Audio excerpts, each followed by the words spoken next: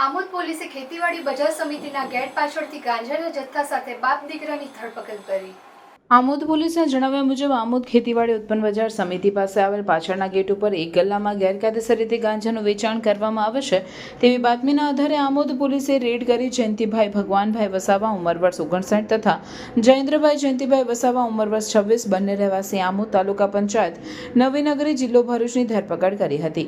પોલીસે બાપ દીકરા પાસેથી ગાંજાનો જથ્થો જપ્ત કરી narcotics drugs and psychotropic સબસ્ટાન્સીસ act હેઠળ કાયદેસરની કાર્યવાહી હાથ ધરી હતી। આ ઉપરાંત આમોદ પોલીસે ગાંજાનો જથ્થો પકડવા બાદ નાયબ મામલતદાર તેમજ 2 તલાટીઓની હાજરીમાં ગાંજાનું વજન કરાવી પંચનામું કર્યું હતું। દુકાનના ગલ્લાની આડમાં બાપ દીકરાએ પોતાના આર્થિક લાભ માટે પ્રતિબંધિત કેફી પદાર્થ ગાંજાને વેચાણ કરવાના ઇરાદે રાખતા પોલીસે ગાંજાનો 130.1 ગ્રામની કિંમત 1301નો મુદ્દામાલ જપ્ત કર્યો હતો।